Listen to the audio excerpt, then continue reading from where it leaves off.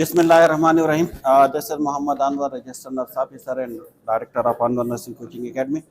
आज हम डिस्कस करेंगे क्वांटिटेटिव रीजनिंग एंड मैथमेटिक्स. सही है. सब्जेक्ट क्या है? क्वांटिटेटिव रीजनिंग और मैथमेटिक्स. सही है. Unit number 7. सही है. यूनिट नंबर 7 में हम क्या डिस्कस करेंगे? Basic to geometry. Unit name क्या है?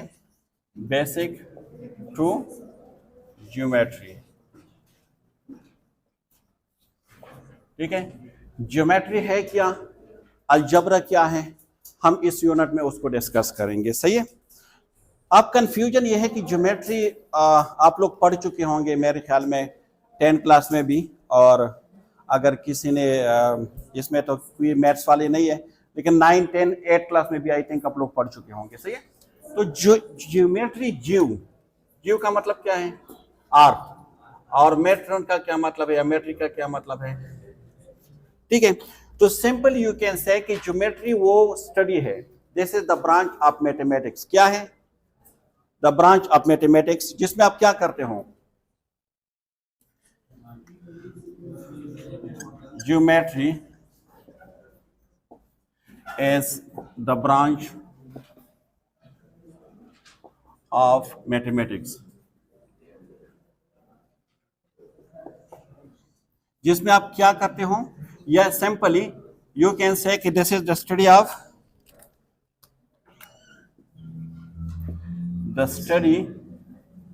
ऑफ पॉइंट, या the study of point, the study of shape, the study of size. ठीक है. study of curve, study of structure, study of line. ठीक है. ये सारी, जिसमें हम पॉइंट, लाइन, ये सारी चीजें, शेप किस चीज की, ये मतलब स्क्वायर है, ये गोल है, सर्कल है, ये ट्रायंगुलर है, ये रेक्टेंगुलर है, ये सारी चीजें हम इसमें डिस्कस करेंगे. ठीक है. तो the study of shapes, simple you can say कि the geometry is the study of shapes, या this is the study of point. सही है. इसकी कुछ टर्मिनोलॉजी है, उसको पहले डिस्कस करेंगे शॉर्टली. फिर हम ये डिस्कस करेंगे कि ज्योमेट्री नर्सिंग के साथ इसके क्या रिलेशन है. नर्सिंग में हम क्यों पढ़ते हैं? शेप्स क्यों पढ़ते हैं? उसमें हम एंगल्स क्यों पढ़ते हैं? उसमें हम स्क्वायर्स क्यों पढ़ते हैं? इसमें हम सर्कल क्यों पढ़ते हैं? ये सारी चीजें क्यों, वाई. सही है. सो आप लोगों की माइंड में अभी तक तो यही होगा कि इस टॉपिक जो है, इसमें नर्सिंग के साथ इसका इतना ज़्यादा यू कैन से कि रिलेशन नहीं है. लेकिन आगे जब हम पढ़ेंगे फिर आपको पता चल जाएगा कि मतलब without geometry and without algebra आप नर्सिंग में कोई भी इंटरवेंशन करेक्टली नहीं कर सकते. आप पेशेंट की सेफ्टी को इंश्योर नहीं कर सकते. अगर आपने पेशेंट की सेफ्टी को इंश्योर करना है, so you are suppose to know about this topic. It's very very important topic है. सही है. लेकिन जिस तरह मैंने कहा कि जो आप लोगों के साथ जो अवेलेबल स्लाइड है उसमें ऐसा कोई कंसेप्ट नहीं है, so that's why you will be confuse. तो यहाँ पे आपने ज्यादा फोकस करना है. सही है. देख, कुछ टर्मिनोलॉजी है. एक है पॉइंट, जिस तरह हमने कहा ना कि this is the study of point. So what's a point? Point का मतलब है क्या? पॉइंट क्या है? किसी को पता है कि पॉइंट क्या है? पॉइंट क्या है? पॉइंट. अच्छा, आप मुझे बताएं, आप कह रहे हैं मुझे पेन है, चेस्ट पेन है, कहाँ पे है? पॉइंट आउट करिए उसको. ठीक है. यहाँ पे दिस इज पॉइंट. माइक बंद रखो. This is point. सही है. Point is a location. ये क्या है? लोकेशन है. Which has no length, no weight and no, उसकी डायमीटर कुछ भी नहीं है. सही है. पॉइंट सिंपली डेसिमल आप लोग पढ़ चुके हैं, अशारिया वो भी नहीं पढ़ चुके हैं. ये है पॉइंट. ये क्या है? ये पॉइंट है. इसकी कोई लेंथ है, हाइट है, वेट है? नहीं है. ठीक है, तो इसको हम कहते हैं point. Point is a location. अक्सर आप लोग मैप सर्च करते हैं ना, तो मैप में एक रेड पॉइंट वहां पे होता है कि मतलब दिस इज योर प्लेस, कहां पे आप हो। ठीक है, सो दिस इज पॉइंट। देख, पॉइंट की डिफिनेशन क्या है कि point is a location, point is a location है which has no length, size, you can say width and height। ठीक है, कुछ भी नहीं है इसके हाइट का, इसके लेंथ का, वेट कुछ भी नहीं है। सही पॉइंट। देख, अब ये क्या है, दिस इज ज्योमेट्री। ये क्या है, ज्योमेट्री, बिकॉज ज्योमेट्री में हम क्या करते हैं, द स्टडी ऑफ पॉइंट। अब क्वेश्चन ये है ना, यहाँ पे एक एक चीज को डिस्कस करेंगे कि नर्सिंग में पॉइंट का क्या फायदा है, व्हाट इज द बेनिफिट और importance of point in nursing. देख, आप मुझे एक बता दें, आप किसी पेशेंट के पल्स चेक करते हो, कहाँ पे चेक करते हो आप? पल्स की पॉइंट है या नहीं है ना, पल्स चिकन पॉइंट के आपके कौन कौन से हैं। ठीक है, कैरोटिड है, टेम्पोरल है, ब्रेकियल है, एक्सियल है, फेमोरल है, ये सारी क्या है, दीज आर पॉइंट। ये लोकेशन है, ये वो लोकेशन है जहां पे आप पल्स को चेक करते हैं। आप जब लोकेशन के बारे में नहीं जानते, जब आप पॉइंट के बारे में नहीं जानते, आप पल्स को चेक नहीं कर सकते। ठीक है, इसी तरह जब पेशेंट आपके पास आते हैं और वो कहते हैं मुझे पेन है, हम कहते हैं उसको पॉइंट आउट करें, कहां पे है, कौन से क्वाड्रेंट में है, ठीक है, कौन से एरिया पे है, कौन से साइड पे है, सो दिस इज पॉइंट। जब कोई सर्जरी होती है ना, तो हम वहां पे डॉट लगा देते हैं कि इस चीज की सर्जरी होने, इस साइड की सर्जरी होने, दिस इज पॉइंट। सही है, पॉइंट के बगैर आप कोई भी वाइटल साइन, आप बीपी चेक कर रहे हो ना, कौन से पॉइंट पे आपने कब बांधने हैं, यहां पे बांधने हैं आपने। ठीक है, तो ये पॉइंट, ये क्या है, पॉइंट है। तो नर्सिंग में पॉइंट के बगैर आप नहीं कर सकते। द सेकंड वन इज, हमने कहा कि line, the study of line. अब लाइन क्या है, लाइन, लाइन क्या है, ये क्या है, लाइन है, एक स्ट्रेट क्या है, पार्ट है। Line is a straight part, STRIGT,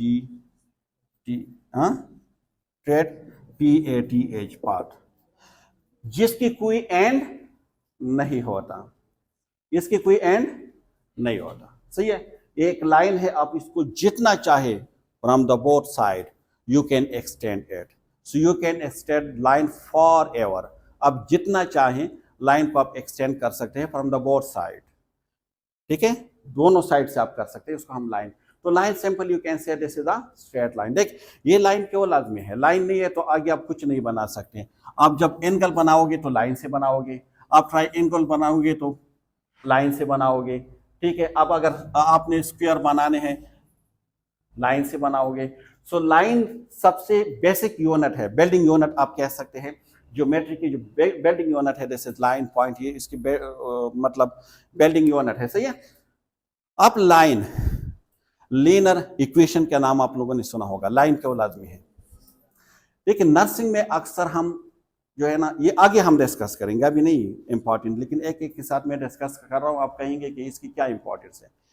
अक्सर हम लाइनर यानी लीनियर इक्वेशन को हम देखते हैं। लाइन में अगर एक पेशेंट है, फॉर एग्जांपल एक पेशेंट है और वो कंटिन्यूअसली, उसका इनटेक कम है, आउटपुट ज्यादा है, उसका इनटेक कम है, कंटिन्यूअसली इनटेक क्या है, कम हो रहा है। ठीक है, एक ही लाइन पे कम हो रही है। सही है, तो क्या ये पेशेंट डिहाइड्रेट होगा या नहीं होगा, होगा ना। तो ये हमें जो लीनियर इक्वेशन है, इससे हमें पता चला। वाइटल साइन, अगर किसी की बीपी है, हाइपोटेंशन है, कम है, ठीक है, और उसको मेडिसिन दे रहे हैं, वो थोड़ा थोड़ा इंक्रीज हो रहे एक लाइन में, तो हम कह रहे हैं ये नॉर्मल की तरफ जा रहे हैं। सही है, इसी तरह आप डोज कैलकुलेशन भी करते हैं ना, डोज, अभी हमने सेंटीग्रेड और फारेनहाइट की बात की, हमने कहा कि centigrade is equal to F-32 multiply by 5 और 9, 9 और 5। ठीक है, तो ये जो है एक ही लाइन में आप कर रहे हो ना, एक ही लाइन में आप इसकी इक्वेशन कर रहे हो, सो दिस इज लीनियर। आप IV की नोलेशन कर रहे हो ना, तो एक लाइन में करते हो ना कि कहां पे है, सही है। आप लाइन को सबसे पहले आप चेक करते हो, ठीक है। तो ये लीनियर, तो लाइन क्या है, this is a basic building units है ऑफ द ज्योमेट्री। और ये क्या है, इसके एंड पॉइंट नहीं है, ये जितना आप चाहे आप उसको एक्सटेंड कर सकते हो, ठीक है।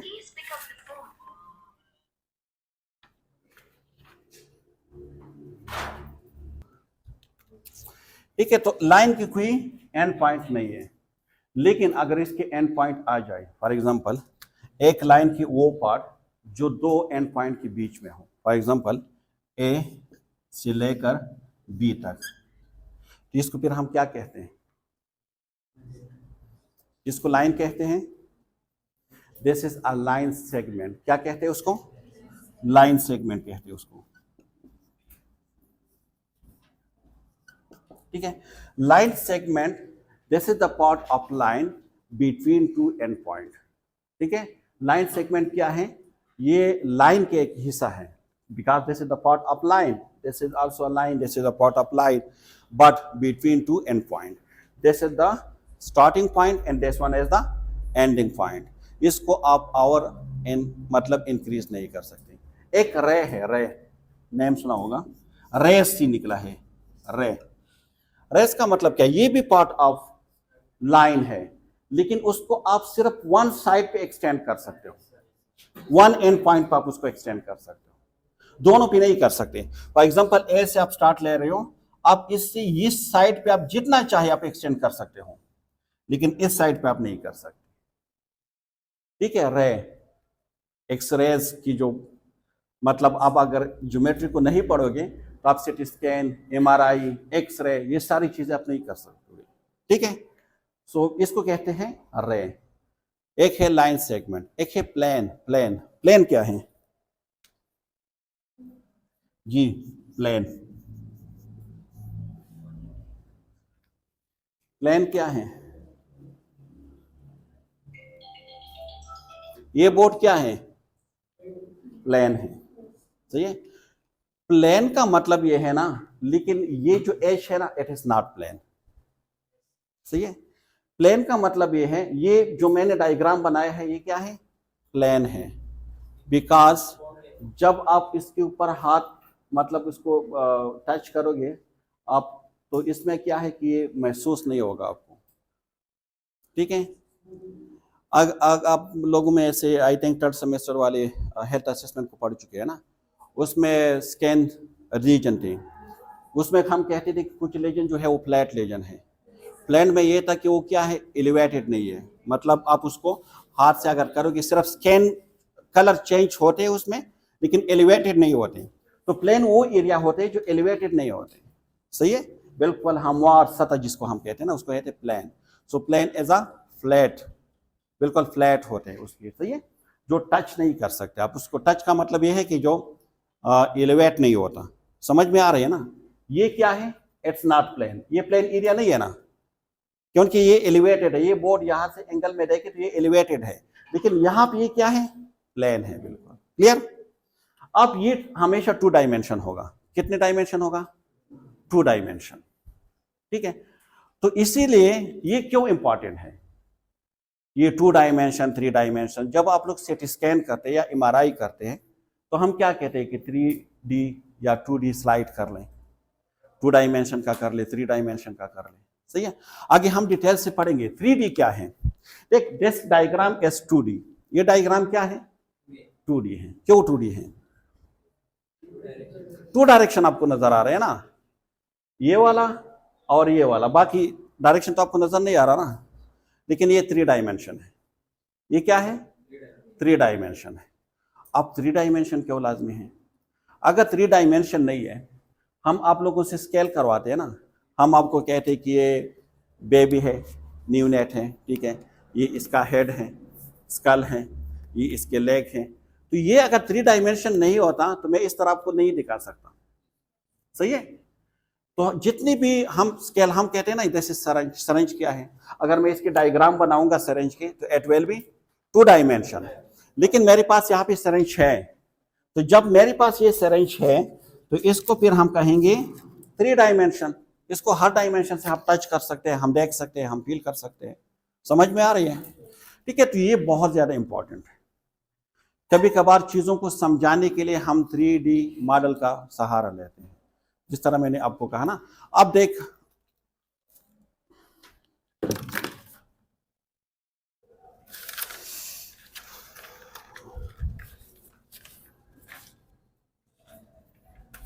यहां तक क्लियर है? एक हमारे पास एक और टर्मिनोलॉजी है इंपॉर्टेंट, एंगल। एंगल क्या है? एंगल। एंगल का मतलब क्या है?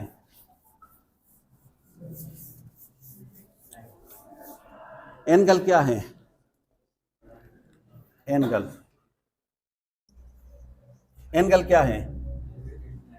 देख, ये लाइन क्या है? एक लाइन, इसको हम रे कहते हैं, जो एक साइड पे वो करते हैं, ठीक है। और एक लाइन हमारे पास ये है, ये 2 लाइन बन गई ना। आप कह सकते हैं कि जैसे लाइन ए और बी है और ये लाइन सी है, ठीक है। आप ये दोनों लाइन को अगर आप देख लें तो यहाँ पे एक कॉमन पॉइंट को शेयर करते हैं, ठीक है। तो जहां पे कॉमन पॉइंट को शेयर करते हैं, यहाँ पे एक एंगल बन जाते हैं। समझ में आ रही है? So angle is two when two ray share a common end point. और ये जो है ना बी, ये दोनों की एंड पॉइंट है। किस तरह? देख, ए की ए यहां से शुरू है, कहां पे एंड है? बी पे, ऐसा ही है। और सी यहां से शुरू है और कहां पे एंड है? बी पे। तो दोनों की एंड पॉइंट कौन सा है? बी। तो बी को हम क्या कहेंगे? वर्टेक्स। समझ में आ गई बात? एंगल क्या है? आपके पास 2 रे हैं, मतलब 2 लाइन हैं जो कॉमन एंड पॉइंट को शेयर करते हैं। कॉमन पॉइंट क्या है? बी, क्योंकि सी का भी ये है और ए का भी ये है, ठीक है। तो इसीलिए हम इसको वर्टेक्स कहते हैं और यहाँ पे जो बनते हैं उसको हम एंगल कहते हैं। आप कहेंगे कि एंगल का क्या रोल है? सही है, हम इंजेक्शन लगाते हैं ना, हम इंजेक्शन लगाते हैं तो डॉक्टर कहते हैं कि उसको IM इंजेक्शन लगा दें, या इसको सबकुटेनियस इंजेक्शन लगा दें, या इसको IV इंजेक्शन लगा दें, ठीक है। मुख्तलिफ इंजेक्शन हम लगाते हैं। तो किस तरह आप लगाओगे? अगर आपने IM इंजेक्शन लगाने हैं, IM, या आपने सबकुटेनियस इंजेक्शन लगाने हैं, या आपने IV इंजेक्शन लगाने हैं, तो कौन से एंगल को आप यूज करके लगाओगे? कौन सी डिग्री को आप यूज करके लगाओगे? सही है या नहीं है? IM के लिए हम कौन से एंगल को यूज करते हैं? 90, ठीक है। 90 एंगल पे आपने लगाने हैं। लेकिन जब आप एंगल के बारे में नहीं जानते, 90 एंगल क्या है? एक लाइन ये है और एक लाइन स्ट्रेट ये है, यहाँ पे जो एंगल बनते हैं उसको कहते हैं 90 एंगल। तो इसका मतलब क्या है कि आपने बिल्कुल स्ट्रेटली इंजेक्शन लगाना है। क्लियर? लेकिन ये तो आप तब समझोगे कि IM आपने लगाने हैं, 25 पे आपने लगाने हैं IV, तो आप ये तब समझोगे जब आप एंगल के बारे में जानते हो। एक तो ये है कि इंजेक्शन लगाना, इम्प्लीमेंटेशन के लिए आपने ये यूज करना है। दूसरा, हम डिफरेंट टाइप की पोजीशन देते हैं पेशेंट को, मुख्तलिफ पोजीशन देते हैं, ठीक है। अगर एक पेशेंट SUB के साथ है, रेस्पिरेटरी प्रॉब्लम है उसको, तो हम उसको सेमी फॉरवर्ड या सिटिंग पोजीशन देते हैं। तो हम कहते हैं ना कि उसके बेड हेड को 45 एंगल पे कर दें, इसकी बेड हेड को 90 एंगल पे कर दें, उसकी बेड हेड को 25 एंगल पे कर दें, हम कहते हैं ना। या अगर एक पेशेंट है, आप उसको क्लीन इनीमा दे रहे हो, तो इसको हम लेफ्ट लेटरल एंगल पे करते हैं, कितने पे कर दें। अगर एक पेशेंट है और उसको बेड सो रहे, हम उससे बचाने के लिए हम उसको लेफ्ट लेटरल या राइट लेटरल, जो भी लेटरल पोजीशन है 30 डिग्री पे हम उसको देते हैं। आप 30 डिग्री को तब पहचानोगे जब आप एंगल के बारे में जानते हो, ठीक है। सो एंगल के बगैर आप कोई भी प्रोसीजर सही तरीके से परफॉर्म नहीं कर सकते। आप लोगों ने हेल्थ असेसमेंट नहीं पढ़े, 3rd सेमेस्टर में पढ़े हैं। हेल्थ असेसमेंट में हम रेंज ऑफ मोशन की बात करते थे, याद है आप लोगों को? रेंज ऑफ मोशन में हम कहते थे कि अगर एल्बो है तो इसके एक्सटेंशन कितने डिग्री है, ठीक है, और फ्लेक्शन कितने डिग्री है, हेड की कितने हैं, राइट, लेफ्ट, बैक, फ्रंट, हम करते थे ना कि ठीक है। रोटेशन ये सारी 180 डिग्री, और ये जो है 150 डिग्री, ये आप लोगों को याद होंगे। तो ये एंगल आप तब समझोगे, एनाटॉमी और फिजियोलॉजी आप तब समझोगे जब एंगल के बारे में आपको पता हो। इंजेक्शन आप तब लगाओगे जब एंगल के बारे में आपको पता हो। पेशेंट को पोजीशन आप तब दोगे जब एंगल के बारे में आपको पता हो कि कौन से एंगल में आपने ये इंजेक्शन लगाने हैं। समझ में आ रहे हैं आपको? ठीक है। इसी तरह ये तो टर्मिनोलॉजी थे, मेन टर्मिनोलॉजी। इसके अलावा देख, हम मेडिसिन देते हैं ना पेशेंट को, तो पेशेंट को हम मेडिसिन देते हैं अकॉर्डिंग टू, कुछ मेडिसिन ऐसे होते हैं जो हम इसके लिए टोटल जो बॉडी सरफेस एरिया है हम उसको मालूम करते हैं और उस पर दे देते हैं। या फॉर एग्जांपल हमारे पास एक पेशेंट आ जाते हैं वेट बॉन्स पेशेंट, बॉन्स, ठीक है, तो उसको हम कहते हैं 9 रूल, आप लोगों ने सुना होगा फॉर द बॉन्स पेशेंट। पता है कौन सा है 9 रूल? अगर नेक ट्रैंक ये है तो ये 9% बॉन्स है, अगर सिर्फ ये एरिया जल चुका है। अगर फ्रंट ये ट्रंक है तो ये 18% जल चुका है। अगर बैक भी है तो ये भी 18% है, तो 18 और 18 36 हो जाएगा। 9 इसके साथ आप ऐड करें। इस तरह अगर 1 आर्म है सो कितना है? 9% है। दूसरा 9% है। एक लेग 18% है, दूसरा 18% है, यानी 9 + 9 बैक एंड फ्रंट 18। तो देख 18, 1 लेग 18%, सेकंड लेग 18%, 1 आर्म और 1 आर्म 18%, ठीक है, फ्रंट ट्रंक 18%, बैक 18%, और ये स्कल और ये 9%, और ग्रोइन एरिया जो तो ये क्या है 1%। आप इसको काउंट कर लें, ये 100% बन जाएगी। सही है। तो ये लैंडमार्क आप किस तरह करोगे? अगर आप लाइन को नहीं समझते कि वर्टिकल कौन से लाइन है या हॉरिजॉन्टल कौन सी लाइन है। चलो एक और एग्जांपल मैं आपको बता देता हूं, आप आ जाइए यहाँ पे। आप लोगों ने एनाटॉमी फिजियोलॉजी तो पढ़े है ना, दोनों क्लासों में पढ़े हैं। इसमें एनाटॉमिकल पोजीशन आप लोगों ने पढ़े हैं। हम कहते हैं कि ये क्या है? लेटरल है, ठीक है, ये क्या है? एंटीरियल है, पोस्टीरियल है, ये पढ़े आप लोगों ने। ये किस तरह आपने इसको डिवाइड किया है? ये ज्योमेट्री है ना। आपने एब्डोमेन में क्वाड्रेंट की बात की है, कितने क्वाड्रेंट है? 4। किस तरह आपने डिवाइड किए हैं? पहले आपने वर्टिकल डिवाइड की है, फिर आपने हॉरिजॉन्टल डिवाइड की है, ठीक है। अगर ज्योमेट्री नहीं है तो आप क्वाड्रेंट को डिफाइन कर सकते हो? नहीं कर सकते ना डिवाइड, क्योंकि डिवीजन के लिए तो लाइन की जरूरत है, और लाइन को हम स्टडी करते हैं ज्योमेट्री में। आप ज्योमेट्री के बारे में नहीं जानते तो आप स्टडी नहीं कर सकते। हम कहते हैं ना कि this is interior exterior line है, ये मेडल है और ये पोस्टीरियर है। तो ये कहाँ से आपने उसको डिवीजन की है? लाइन से। वर्टिकल लाइन हम कहते हैं ना। तो ये लाइन जब तक आप ज्योमेट्री के बारे में नहीं जानते तो आप एनाटॉमिकल पोजीशन नहीं बता सकते। आप 9 रीजन आप एब्डोमेन नहीं बता सकते, आप क्वाड्रेंट नहीं बता सकते। हेल्थ असेसमेंट में आप लोगों ने पढ़ा होगा कि जो लीवर स्पैन हम मालूम करते हैं, पढ़ा है ना? लीवर स्पैन हम मालूम करते हैं ना, हम मेजर करते हैं 2 पॉइंट को, एक है एक्सटर्नल की साइड पे और एक मेटक्लेविकल की है, जो 6 वो 12 है और 4 वो 8 है, अभी भी मुझे याद है। तो उसमें हम क्या करते हैं? हम 2 पॉइंट मार्क करते हैं ना, सही है ना? कि सबसे पहले हम पेशेंट से कहते हैं कि आप एक्सपायर करें, और फिर हम मतलब स्टार्ट कर देते हैं परकशन को। जहाँ पे ऊपर यहाँ पे हमारे पास रेजोनेंस होते हैं, रेजोनेंस जब चेंज होता है डलनेस पे, तो वहाँ पे हम क्या लगा देते हैं? पॉइंट। तो पॉइंट के बाद आगे पॉइंट हम किस चीज में स्टडी करते हैं? ज्योमेट्री में। फिर हम क्या करते हैं? पेशेंट से कहते हैं कि आप कर ले, डीपली इनहेल कर ले, और फिर हम स्टार्ट कर देते हैं जब लोअर से, ठीक है, टेम्पनी से जब चेंज हो जाते हैं डलनेस में, तो यहाँ पे हम एक पॉइंट लगा देते हैं। तो अगेन पॉइंट की जिक्र आ गई, पॉइंट ऑफ ज्योमेट्री में पढ़ते हैं। फिर हम क्या करते हैं कि दोनों के बीच एक लाइन को खींचते हैं ना, एक लाइन। तो लाइन आप कहाँ पे स्टडी करते हो? ज्योमेट्री में। और फिर इसके बाद हम मेजर करते हैं कि कितना है।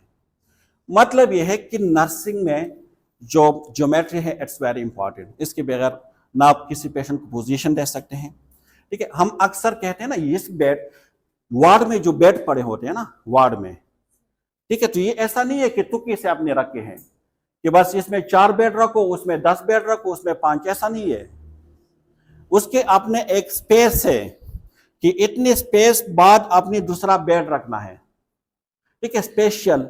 स्पेशल रिलेशनशिप की बात हम कहाँ पे करते हैं? ज्योमेट्री में स्पेशल रिलेशनशिप, स्पेस की जो बात हो रही है कि एक बेड और दूसरे बेड के बीच जो डिस्टेंस है वो कितना होनी चाहिए। ठीक है, ये ऐसा नहीं रखते। मैंने आपको बता दिया कि इसका अपना एक रूल है। आपने देखना है कि एक पेशेंट दूसरे पेशेंट से डिस्टर्ब नहीं हो रहा। इन्फेक्शन कंट्रोल का आपने ख्याल रखना है कि एक पेशेंट से दूसरे पेशेंट को जर्म जो है वो ट्रांसफर नहीं हो रहा। कितनी कैपेसिटी है इस रूम में, वो सारी चीज़ों को अपने सामने रखते हुए फिर डिवीजन करते हैं।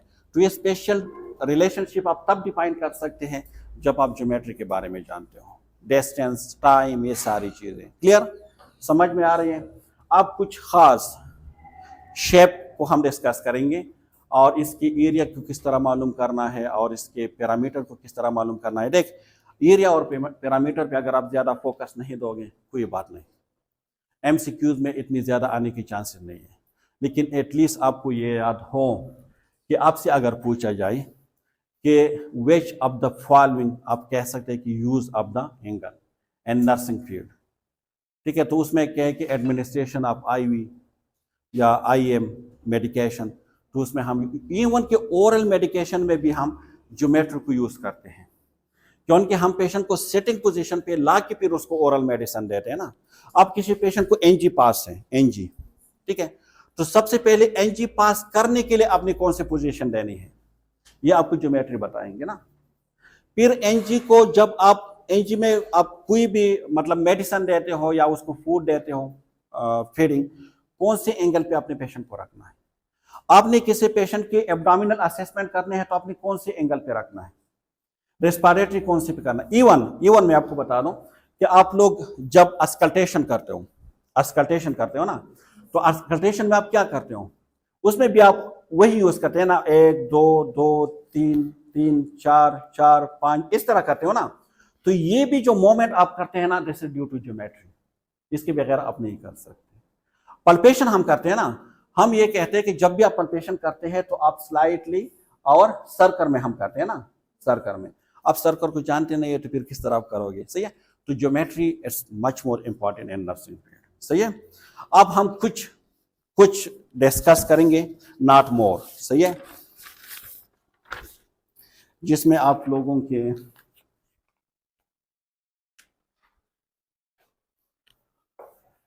इसमें कोई कंफ्यूजन तो नहीं है, ये बेसिक चीजें हैं जी।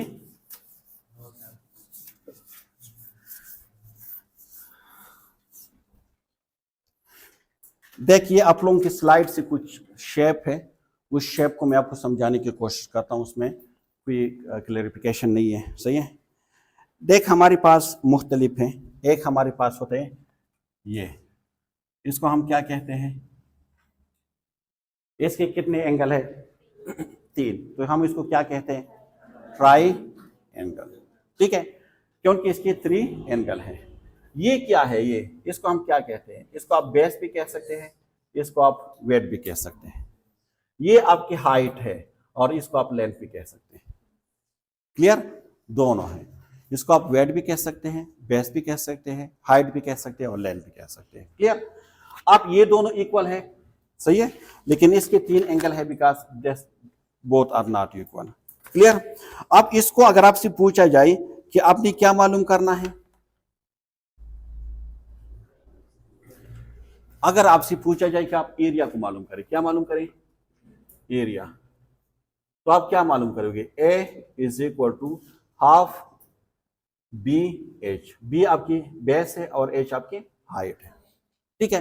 तो ये एरिया मालूम करने का फार्मूला है। पिरामिडल सारे एंगल होते हैं, तो पिरामिडल ये आपके पास ए है, ये बी है और ये सी है, तो पिरामिडल क्या है, ए प्लस बी प्लस सी, ये पिरामिडल है, ठीक है। हर एक की एरिया मालूम करने की जरूरत नहीं है, जिसको बहुत ज्यादा है एमसीक्यूज के लिहाज से मैं आपको बता दूंगा, सही है, लेकिन ये फार्मूला है, इससे आप मालूम कर सकते हैं।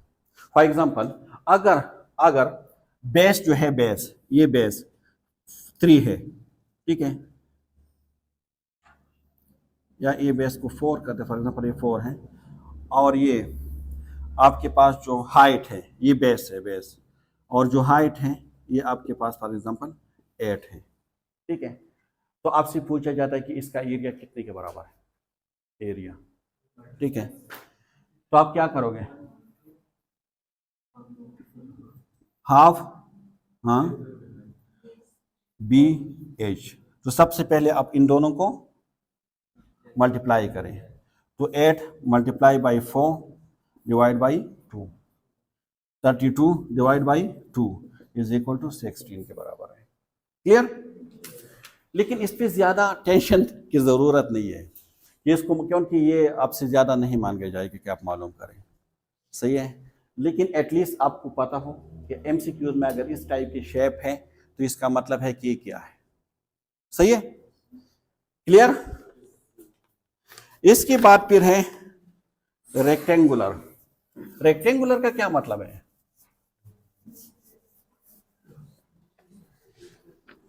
हाँ,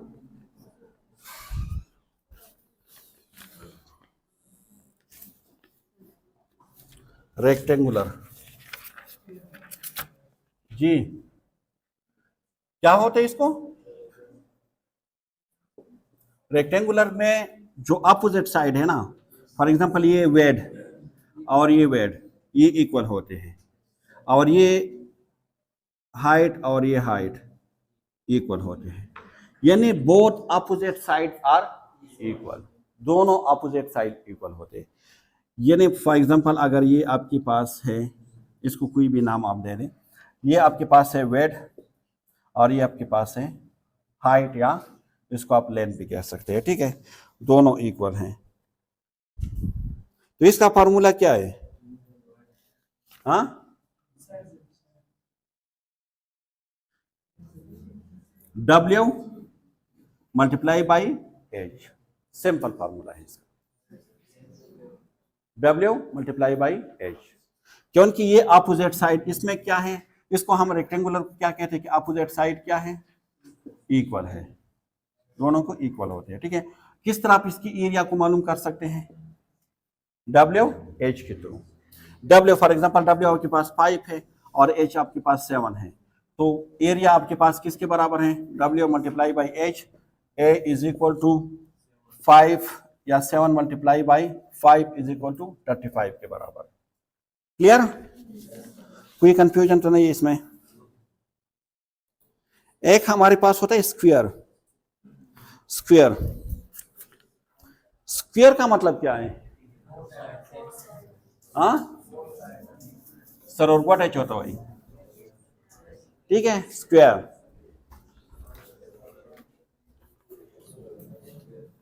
जी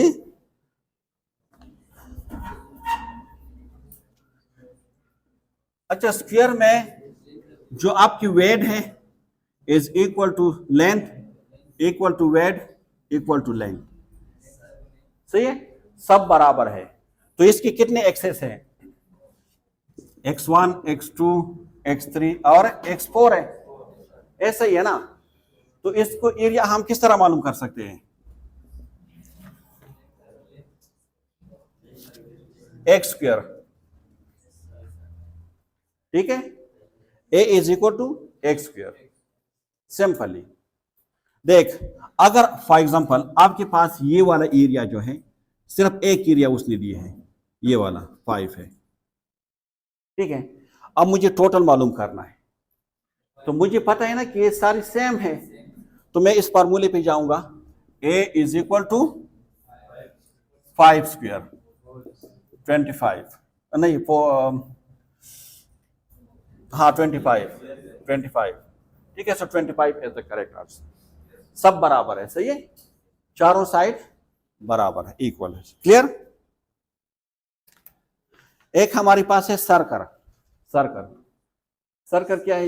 यहाँ पे एक पॉइंट होता है, क्या पॉइंट, और इसकी गिर्द गिर्द गिर्द जो है इक्वल,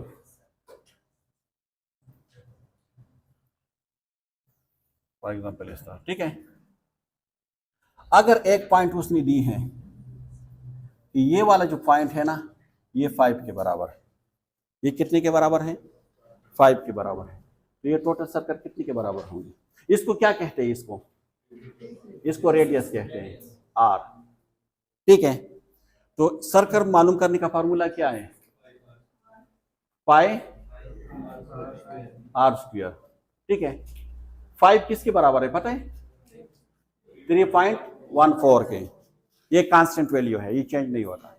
फॉर्मूले में फिट करें कि सर्कल मालूम करना है, एरिया मालूम करना है। क्या मालूम करना है? Area is equal to 3.14 multiply by 5 whole square. So 3.14 multiply by 25, ऐसा ही है, कर ले कोई। ठीक है, तो ये आपके पास आ जाएंगे। ठीक है, ये आपके पास आ जाएंगे 76 समथिंग आ जाएंगे, सही है, बल्कि 75 पॉइंट समथिंग आ जाएंगे, जो भी है। तो आप मालूम कर सकोगे अभी आप ये सर्कल क्यों लाजमी है, जिस तरह मैंने आपको कहा कि आप पल्पेशन कर रहे हो, ठीक है, या कोई मतलब कोई लीजन है, आप उसको सर करें, या अगर आपके पास एक पेशेंट है और उसको बेड सोर है, तो हम इसको मालूम करने के लिए यूज करते हैं। देख, अक्सर आप लोग कहते हैं ना कि ये जो बेड सोर है वो कितने डिग्री का है, कहते हैं ना आप लोग, 1st डिग्री है, 2nd डिग्री है, 3rd डिग्री है और 4th डिग्री। हम इस तरह कहते हैं, नहीं कहते हैं। 1st डिग्री में क्या है कि सिर्फ रेडनेस होते हैं, वार्मनेस होते हैं, और जो स्किन है वो ब्रोकन नहीं है। तो ये जो डेप्थ आप मालूम करते हैं, जो एरिया आप मालूम करते हैं, ये आप ज्योमेट्री के थ्रू मालूम कर सकते हैं। अगर आप ज्योमेट्री को नहीं पढ़ोगे आप मालूम नहीं कर सकते। क्लियर या क्लियर नहीं है? अच्छा, स्क्वायर जो है, स्क्वायर अगर आपसे पूछा जाए कि इसका पिरामीटर मालूम करें, एरिया तो आसान है कि एक्स स्क्वायर, अगर स्क्वायर का पिरामीटर मालूम करना है तो किस तरह मालूम करेंगे? किस तरह मालूम करेंगे? पिरामीटर का क्या मतलब था? 8 साइड को लेने है ना, तो इसकी कितनी साइड है? तो P को मालूम करने का आसान फार्मूला है कि 4 मल्टीप्लाई बाई x हो गया, ऐसा ही है ना। So P is equal to 4 multiply by 5, so P is equal to 20। P 20 है और एरिया कितने के बराबर है? 25 के बराबर है। इसी तरह अगर आप सर्कल की बात करें, सर्कल की, तो सर्कल के लिए 5 फार्मूला क्या है उसका?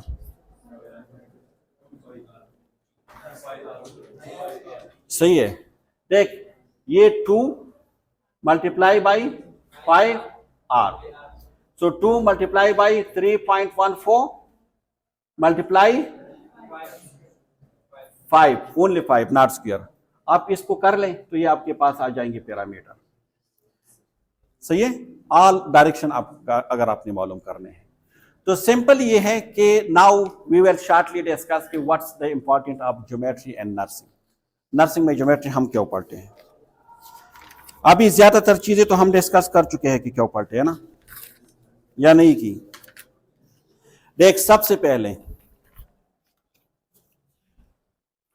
ये शेप तो आपकी समझ में आ गई ना, पॉइंट क्या है, लाइन क्या है, ट्रायंगुलर क्या है, स्फीयर क्या है, रेक्टेंगुलर क्या है। सही है, अक्सर हम लीजन, मैं बार बार लीजन इसलिए कह रहा हूं कि लीजन में ये सारी चीजें यूज हुई है। हम लीजन के कैरेक्टरिस्टिक्स में ये कहते थे ना कि ये गोल है, सर्कल है, रेगुलर है, इर्रेगुलर है, रेक्टेंगुलर है, ये सारी चीजें हम उसमें बताते थे। फ्लैट है, फ्लैट नहीं है, क्या है। सही है, देख, अगर आपने किसी पे पेशेंट के ओन केयर करने हैं, ओन केयर और मैनेजमेंट करने, कोई जख्म है, कोई ओन बेड सोर है, जो भी है, जब तक आप ज्योमेट्री को नहीं पढ़ोगे आप डिफाइन नहीं कर सकते कि आया ये ओन जो है वो ठीक हो रहा है या नहीं हो रहा। फॉर एग्जांपल, अगर पहले उसका डायमीटर 4 था, अब उसकी डायमीटर 3 है या 2.5 है, तो एट्स मीन की बेहतर हो रहे हैं। अगर नहीं तो इसको आप किस तरह मेजर कर सकोगे जब तक आप ज्योमेट्री को नहीं पढ़ोगे। सही है, ऑन केयर आप नहीं कर सकते। फॉर एग्जांपल, लेंथ को हम किसी भी ऑन के हम लेंथ, इसकी वेट, ये सारी चीज़ें, डेप्थ, कितना डेप्थ है, ये सारी चीज़ें हम डिस्कस करते हैं। क्योंकि जिस तरह मैंने आप लोगों को बताया कि बेड सोर की जो आप स्टेजेस डिवाइड करते हैं, ये उस डेप्थ उसके ऊपर करते हैं ना, कि इसमें स्किन इन्वॉल्व है, स्किन इनटेक है, इसमें मसल इन्वॉल्व है, इसमें बोन तक इन्वॉल्वमेंट है, तो हम 4 डिग्री कहते हैं। आगे आप लोग पढ़ेंगे CCN में मेरे ख्याल में। इसके अलावा बोन्स असेसमेंट, जिस तरह 9 रूल की हमने बात की, तो 9 रूल तो तब आप उसको सेपरेट कर सकते हो जब आप ज्योमेट्री के बारे में जानते हो कि आप हॉरिजॉन्टली किस तरह अपनी डिवाइड करने हैं, आपने वर्टिकली किस तरह डिवाइड करने हैं। ठीक है, एक है फ्लूइड रिससिटेशन, एक होता है CPR, आप लोगों ने CPR का लफ्ज़ सुना होगा, कार्डियो पल्मोनरी रिससिटेशन। एक होता है फ्लूइड रिससिटेशन। फ्लूइड रिससिटेशन हम बर्न्स पेशेंट को देते हैं। किस पेशेंट को? बर्न्स पेशेंट को। क्योंकि जो बर्न्स पेशेंट होते हैं ना, बहुत ज्यादा सीवियरली डिहाइड्रेट होते हैं। क्या होते हैं? डिहाइड्रेट होते हैं। तो हम क्या करते हैं? हम ये करते हैं कि 4 ml multiply by wait in kg multiply by total Joe Burns percent है उसके साथ हम उसको मल्टीप्लाई करते हैं। ठीक है।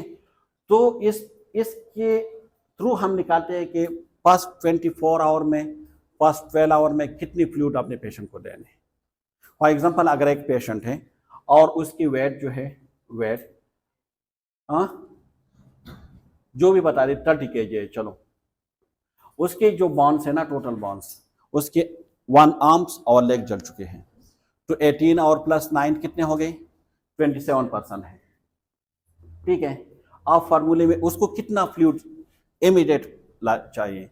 देख, जो फ्लूइड उसको अभी इस फार्मूले के तहत निकल आएंगे ना, उसमें से हाफ हम बोलस देंगे उसी टाइम, और जो हाफ है उसको हम 12 आवर में देंगे।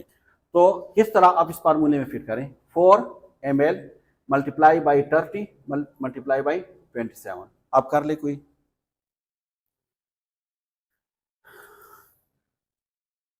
कर ले कोई?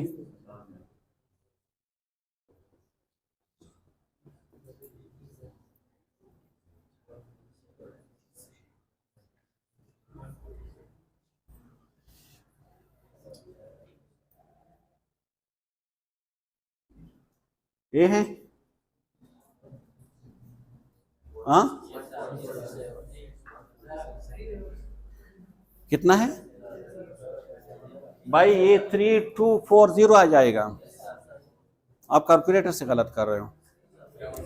सही है। मतलब उसको 3 लीटर की जरूरत है। कितनी लीटर? 3000 ml। 3000 ml। तो इसमें से 1500 ml हम दे देते हैं और बाकी 1500 ml जो है उसको हम 12 आवर में दे देते हैं। सही है। तो ये आप तब निकाल सकते हैं जब आपके पास ज्योमेट्री के बारे में नॉलेज हो। सही है। एक होते टोटल बॉडी सरफेस को मालूम करना। टोटल बॉडी सरफेस आप किस तरह मालूम कर सकते हो? किस तरह मालूम कर सकते हो? TBS को आप किस तरह मालूम कर सकते हो? Total body surface. देख, height multiply by weight, height and centimetre, height and centimetre, weight and kg divide by 3600। आपके पास जो भी आंसर आएंगे it will be total body surface होंगे। सही है। फॉर एग्जांपल मेरा जो है अपना बता देता हूँ। मेरा हाइट है 179 सेंटीमीटर, मेरा वेट है 95 kg, और फार्मूले में उसको पैड कर लें। 179 multiply by 95 and divide by 3600। अब कर ले।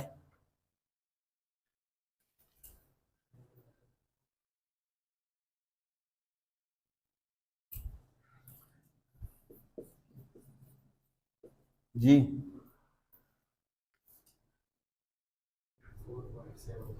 4.7। तो ये क्या है? टोटल बॉडी सरफेस है मेरा। सही है। जो भी है मतलब किस तरह आपने मालूम करना है, तो ये तब आप मालूम कर सकते हैं जब आप ज्योमेट्री पढ़ चुके हो। सही है। इसके अलावा क्या है?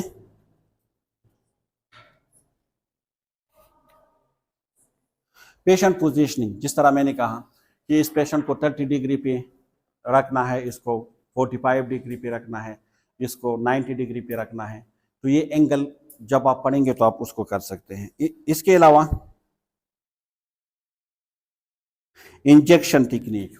इंजेक्शन टेक्निक आप ज्योमेट्री के बगैर नहीं लगा सकते, क्योंकि मैंने कहा कि IM के लिए आपने कितना एंगल यूज करना है, सबकुटेनियस के लिए आपने कितना एंगल यूज करना है। सबकुटेनियस आप जो है 2 टाइप के सबकुटेनियस इंजेक्शन है। एक इसके लिए अपना नीडल आता है, इंसुलिन नीडल। तो इंसुलिन नीडल से अगर आप करोगे so then you will use 90 angle. लेकिन अगर इंसुलिन एंगल से नहीं करोगे so then you will use 25 angle. ठीक है, अगर आपके पास वो बड़ा वाला सिरिंज है। क्लियर। इसके अलावा इंजेक्शन तो हो गया 90 degree angle for the IM injection, 45 degree for the subcutaneous injection, and ये 45 degree for the subcutaneous injection and that situation if you don't have insulin सरेंज 1 ml सरेंज अगर आपके पास नहीं है तो फिर आप उसको 45 डिग्री यूज करोगे, otherwise you will use 90 degree. Okay, इसके अलावा क्या है, रीडिंग या इंटरप्रेटिंग मेडिकल इमेज। जो मेडिकल इमेज हम देखते हैं ना, हम कि सिटी स्कैन, MRI या इवन के अल्ट्रासाउंड, उसमें क्या होता है आपको पता है कि उसमें होते हैं ना कि यहाँ पे एक स्टोन दिया होता है, स्टोन, ठीक है, तो उस पर वो डाल देते हैं कि मतलब ये स्टोन की मेजरमेंट करते हैं कि कितने mm के हैं, ठीक है, तो इस एक लाइन खींच लेते हैं ना, लाइन, ऐसे लाइन, और फिर उसको मेजर करते हैं कि इतने mm के है, 8 mm है, 10 mm है, ठीक है, तो ये जो आप मेजर करते हैं, या हम कहते हैं कि ये 2D स्लाइड है या 3D स्लाइड है जो सिटी स्कैन होते हैं, जितनी भी इमेजिंग है ये ज्योमेट्री के बगैर मुमकिन नहीं, क्योंकि उसमें होते हैं ना कि हॉरिजॉन्टल लाइन है, ये वर्टिकल लाइन है, ये सारी चीज़ें हम देखते हैं उसमें। अगर आप लंग्स को स्टडी कर रहे हैं उसमें, या अगर आप किडनी को स्टडी कर रहे हैं, तो हम लाइन को स्टडी कर रहे हैं ना, ये वर्टिकल है, ये हॉरिजॉन्टल है, यहाँ पे ये है, यहाँ पे वो है, सही है। इसके अलावा बॉडी सरकमफेरेंस जो हम मालूम करते हैं, बॉडी सरकमफेरेंस बच्चों में अक्सर हम मालूम करते हैं ना, हेड सरकमफेरेंस कितना है, चेस्ट सरकमफेरेंस कितना है, तो ये सर्कल से आप मालूम कर सकते हैं ना। हेड सरकमफेरेंस यहाँ से हम स्टार्ट करते हैं और फिर यहाँ से घुमा के वापस इस पॉइंट पे आते हैं, तो एक सर्कल बन जाते हैं। तो सर्कल के लिए मैंने आपको फार्मूला बता दिया कि किस तरह आपने मालूम करना है, ठीक है। तो आप सरकमफेरेंस को 2 मल्टीप्लाई बाई 5r, इससे आप उसको मालूम कर सकते हैं किसी भी पेशेंट के, ठीक है, क्लियर। इसके अलावा एनजी आप पास करते हो, ठीक है, इसके लिए एंगल की जरूरत होते हैं। यहां तक क्लियर है, यहां तक कोई कंफ्यूजन तो नहीं है, क्लियर है ना। अब एक शॉर्ट एक और इसमें है, इसी यूनिट में एक दूसरा है जिसको हम कहते हैं अलजेब्रा। क्या कहते हैं, अलजेब्रा। अलजेब्रा का मतलब क्या है, आप लोग पढ़ चुके हैं ना पहले। अलजेब्रा क्या है जी, इदरीस, अलजेब्रा का मतलब क्या है, जो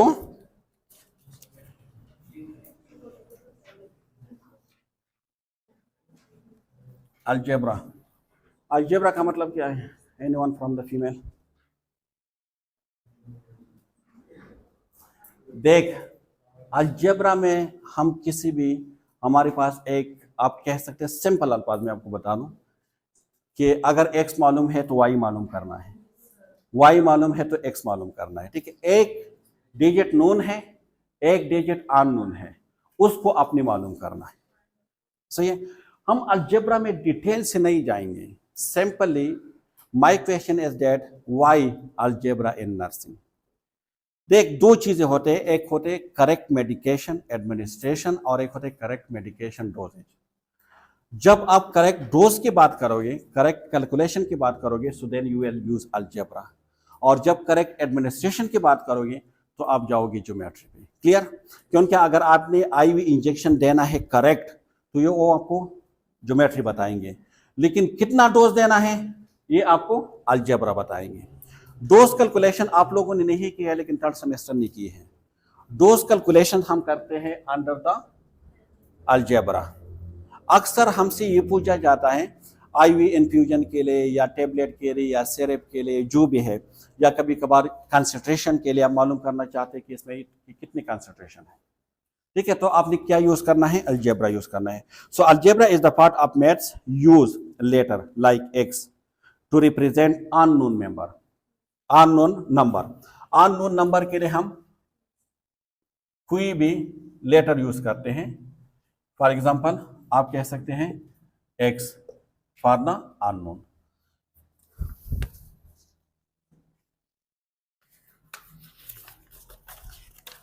सही है। अब सिंपली हम डिस्कस करेंगे कि अलजेब्रा को हम क्यों पढ़ते हैं,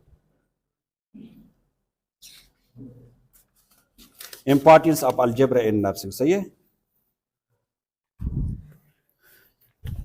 डोज कैलकुलेशन के लिए सबसे पहले किस चीज के लिए, डोज कैलकुलेशन के लिए। फॉर एग्जांपल फर्स्ट मेडिकेशन,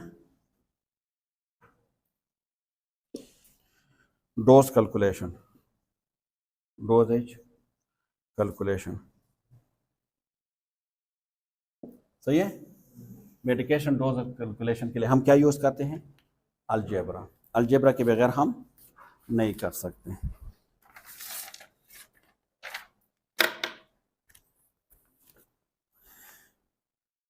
किस तरह? अगर एक एग्जांपल है, calculating the exact volume of the liquid medication.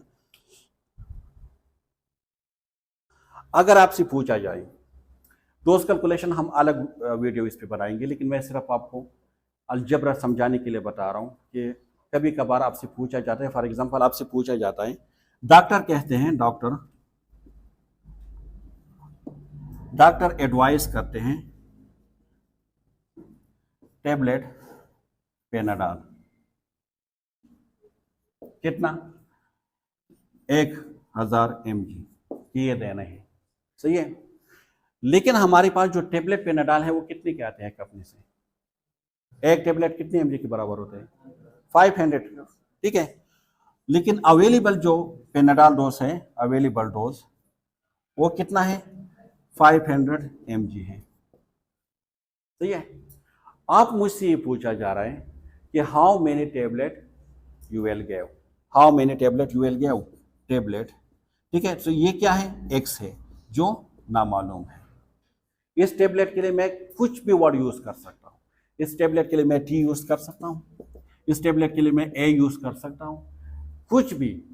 Algebra यही कहते हैं कि अगर अननोन है आप इसके लिए कोई भी लेटर यूज कर ले, उसको आप मालूम करें। फॉर एग्जाम्पल मुझे टेबलेट चाहिए टी, फार्मूला क्या है?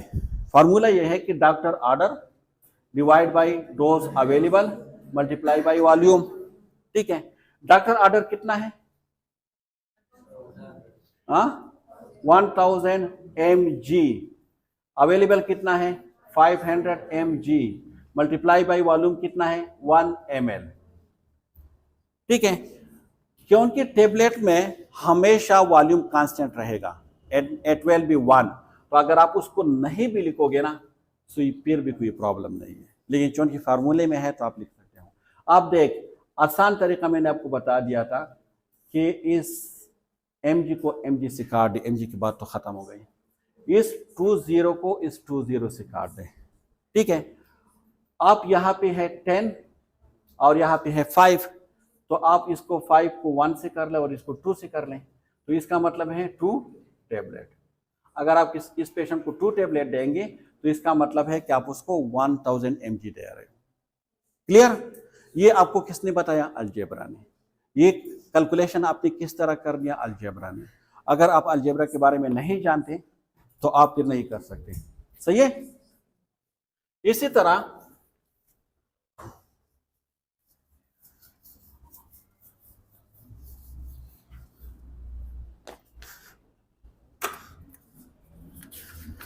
अगर इंटरवेनस कोई मेडिसिन है, फॉर एग्जांपल ड्रिप है या कोई, चलो एक इंजेक्शन पे कर देते हैं।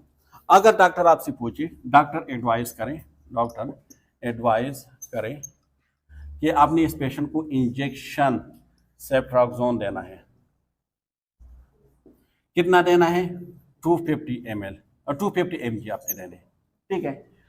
लेकिन पेशेंट ने जो इंजेक्शन फार्मेसी से लेकर आया है उसके ऊपर लिखा है 500 mg, तो डोज अवेलेबल कितना है? 500 mg।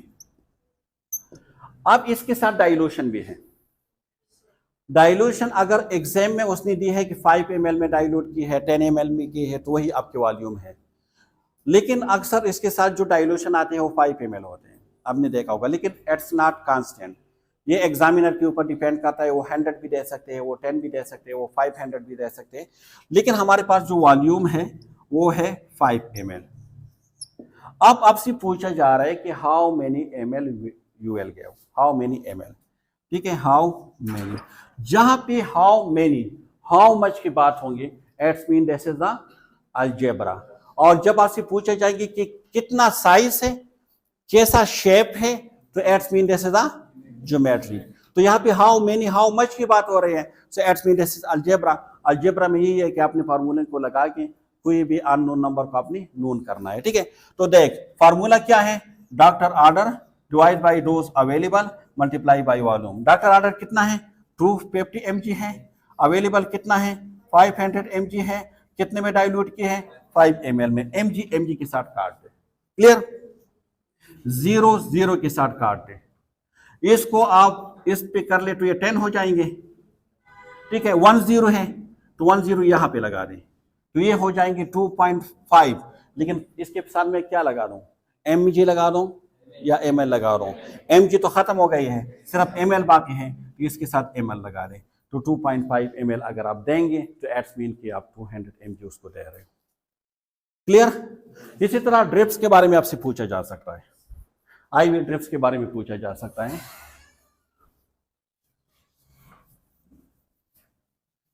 ठीक है। आपसे ये पूछा जा सकता है कि डॉक्टर ने ऑर्डर किया है या एडवाइस किया है, doctor advice 1000 ml normal salines and 8 hours, ठीक है। अब दो टाइप की क्वेश्चन आपसे किया जा सकता है। एक क्वेश्चन आपसे ये पूछा जा सकता है इसमें से कि हाउ मेनी ml पर हावर यू विल गिव, कि 1 घंटे में आप कितने ml दोगे, एक क्वेश्चन आपसे ये पूछा जा सकता है।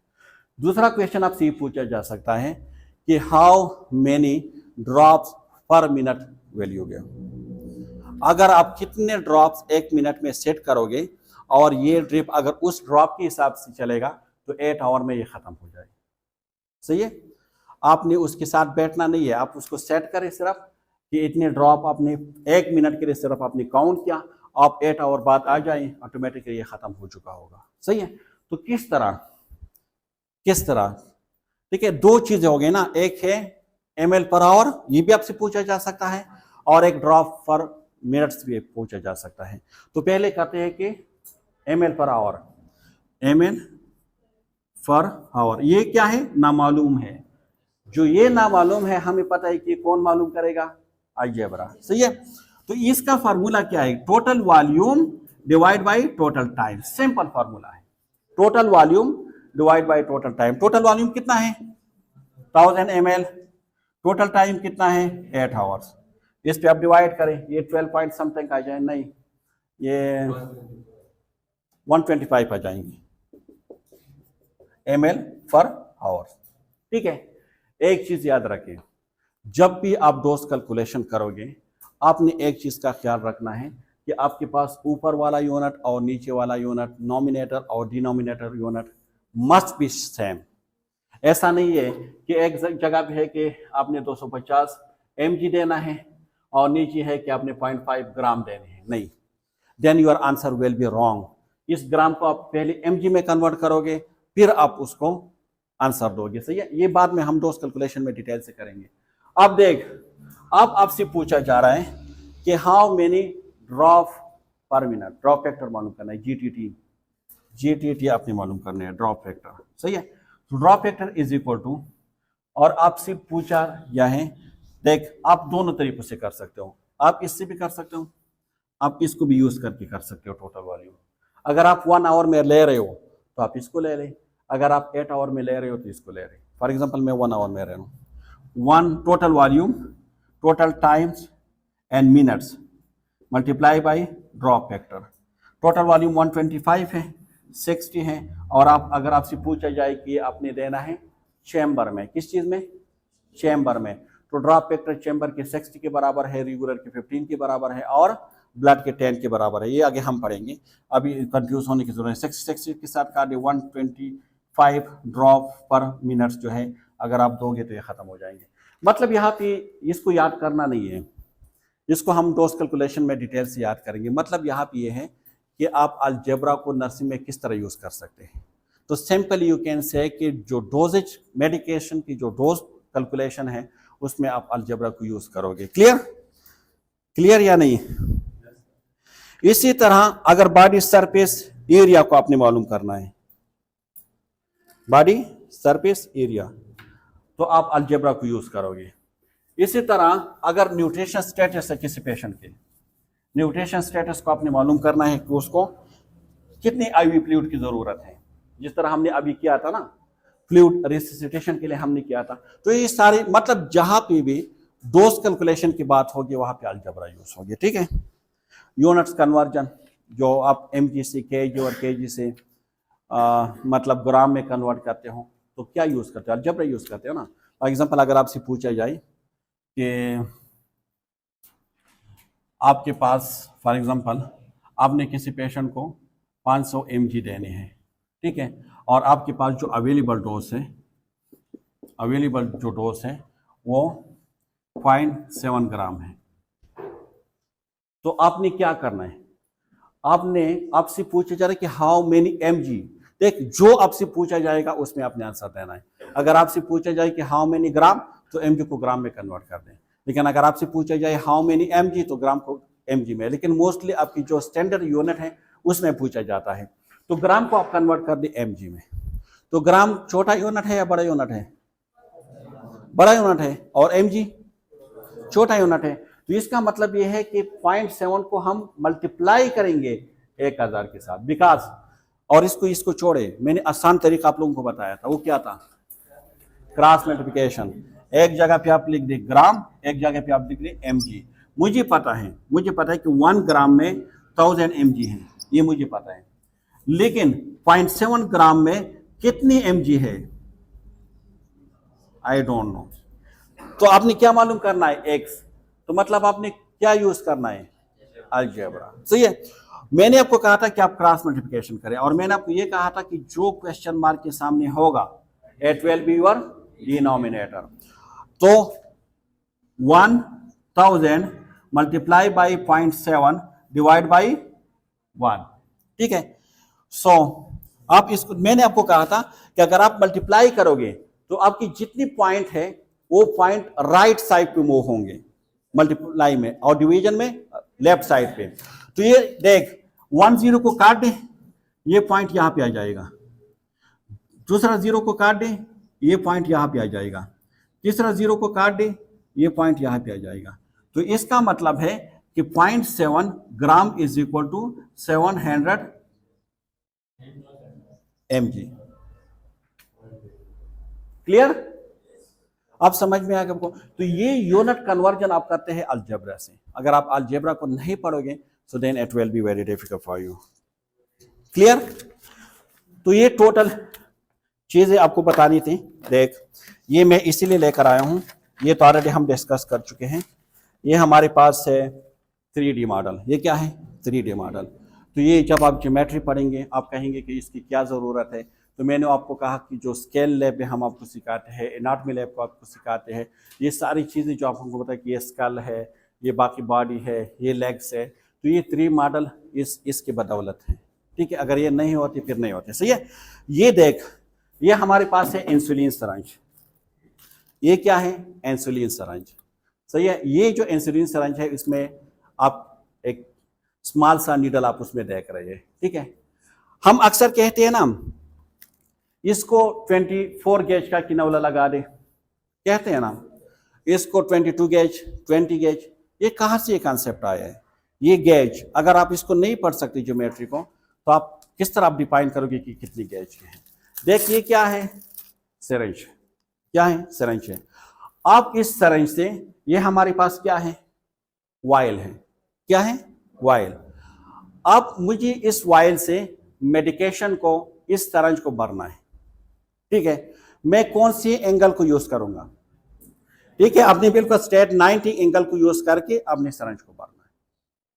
क्लियर? इसी तरह अगर मुझे किसी पेशेंट को इंजेक्शन लगाना है, अगर IM इंजेक्शन लगाना है, सो आई विल यूज जो भी डेल्टाइड मसल में आपने करना है या ग्लोटल जिसमें भी करने हैं, सो आई विल यूज 90 एंगल। तो ये 90 एंगल कहां से आपने सीखा? आज के लेक्चर से। आपके पास अगर ये 1 cc सिरिंज है इंसुलिन की, आप सब कोटिनियस लगा रहे हो, तो यू विल यूज 90 एंगल। लेकिन अगर आपके पास वो नहीं और आप ये लगा रहे हो, तो फिर आप यूज करोगे 45 एंगल। सही है। तो ये आपने कहां से सीखा? आज के लेक्चर से। सही है। इसी तरह जो ये मेजरमेंट आप करते हैं ना, 2 लाइन के बीच, कि इस लाइन और इस लाइन के बीच कितना एरिया कितना है, ठीक है। अब किसी भी बच्चे को, फॉर एग्जांपल ये हमारे पास एक न्यू नेट है और इसके आप मालूम करना चाह रहे हैं कि इसको हाइड्रोसिपेलिस तो नहीं है या माइक्रोसिपेलिस तो नहीं है, ठीक है। तो आप इसकी क्या मालूम करते हो? हेड सरकम्फेरेंस मालूम करते हो, ठीक है। तो हेड सरकम्फेरेंस आप किस तरह मालूम कर सकते हो? फॉर एग्जांपल अगर हमारे पास है, आप इसको इस तरह देख, यहाँ से आप स्टार्ट करें प्रिंटर से या बैग से, जहाँ से भी आप स्टार्ट करने हैं वहाँ पे आपने वापस आना है, ठीक है, यहाँ तक। फिर ये जो आपके पास है, जो भी आपके पास ये मतलब आ गई है, इंच में है या सेंटीमीटर में है, ठीक है। ये फॉर एग्जांपल हमारे पास है 29 सेंटीमीटर, सही है। तो आप इसको फार्मूले में फिट करें। क्या फार्मूला था? 2 मल्टीप्लाई बाई 5 आर। आर कौन सा है इसका? रेडियस, ठीक है। तो मतलब ये किस तरह आपने इसको मालूम किया आज के लेक्चर से। इसी तरह आप चेस्ट सरकम्फेरेंस मालूम कर सकते हैं, आप लिवर स्पैन को मालूम कर सकते हैं, आप डायफ्राम या चेस्ट एक्सपेंशन, ठीक है, ये चीजें आप तब मालूम कर सकते हैं जब आप ज्योमेट्री के बारे में आपको पता हो। आप एनाटॉमिकल पोजीशन कहते हैं ना, आप कहते हैं कि यहाँ पे थोरैसिक कैविटी है, हॉरिजॉन्टली एक लाइन पे आपने उसको डिवाइड की है, ठीक है। तो ये हॉरिजॉन्टल लाइन आपने ज्योमेट्री से सीखा है। आप कहते हैं कि दिस इंटीरियर पार्ट है, ये पोस्टीरियर पार्ट है, ये जो है आपके लेटरल है। ये कौन सी डिवीजन आपने की है? इस लाइन की थ्रू। अगर इस लाइन के बारे में आप नहीं जानते तो आप कुछ भी नहीं कर सकते, सही है। तो ये चीजें आपको सिखानी था और इसका मकसद यही था कि मतलब अलजेब्रा को हम यूज करते हैं या हम ज्योमेट्री को यूज करते हैं नर्सिंग फील्ड में डेली बेसिस पे, चाहे हमें पता हो या हमें पता ना हो। जिस तरह जो प्रीवियस यूनिट में हमने टेम्परेचर कैलकुलेशन की बात की, इसमें भी हमने अलजेब्रा को यूज किया। क्लियर? तो होपफुली आपको समझ आ चुके होंगे कि किस तरह आपने करने हैं, ठीक है। सर्कुलर आपने किस तरह मालूम करना है, ट्राइंगुलर किस तरह मालूम करना है, स्क्वायर का मतलब क्या है, ठीक है, रेक्टेंगुलर का मतलब क्या है, ये सारी चीज़ें, लाइन क्या है, पॉइंट क्या है, ये सारी चीज़ें आप लोग पढ़ चुके होंगे। ये एक यूनिक चैप्टर था उसमें। इसके अलावा फॉर द बोर्ड क्लासेस, जो सेकंड सेमेस्टर की क्लासेस हैं, मैंने आपको पहले भी बताया था कि मैथमेटिक्स में ज़्यादा चीज़ें हम पढ़ चुके हैं, डिस्कस कर चुके हैं, और वो थर्ड सेमेस्टर प्लेलिस्ट, वहाँ पे मैथमेटिक्स में आप जाके पढ़ सकते हैं। और इसी तरह थर्ड सेमेस्टर में हमने कुछ न्यू अंदाज से, जो रेट है, रेशो है, परसेंटेज है, फ्रैक्शन है, ये सारी चीज़ें हमने और भी आसान करके हमने क्वांटिटेटिव रीजनिंग के नाम से हमने उसको, इसकी वीडियो बनाई है। तो आपने सेकंड सेमेस्टर वहाँ पे क्वांटिटेटिव प्लेलिस्ट में क्वांटिटेटिव रीजनिंग पे जाना है, वहाँ पे आपने ये सारी चीज़ें मैथमेटिक्स की रिवीजन आप वहाँ से कर सकते हैं इन एजी वे। इसमें हमने और भी एजी वे में हमने उसको कन्वर्ट किया है, ठीक है। तो दोनों उसको देख सकते हैं, दोनों सेम कोर्स है, क्वांटिटेटिव रीजनिंग। हाँ, उसमें कुछ चीज़ें चेंज होंगे एट द एंड, जिसमें बाय स्टैटिस्टिक्स को हम पढ़ेंगे, लेकिन वो ऑलरेडी आपको फायदा देंगे अगर आप उसको अटेंड करोगे, क्योंकि कमिंग क्लास में फिर आप लोगों के बाय स्टैटिस्टिक्स होंगे। लेकिन स्टिल जो है हम उसको कंटिन्यू कर रहे हैं मैथमेटिक्स को, सही है। तो यहाँ तक अगर कोई कंफ्यूजन है, कोई क्वेश्चन है, कोई क्वेरीज है, यू कैन आस्क मी। अगर नहीं है so you can also ask in the comment section. I will try to give answer timely. Thank you so much for listening me and watching me.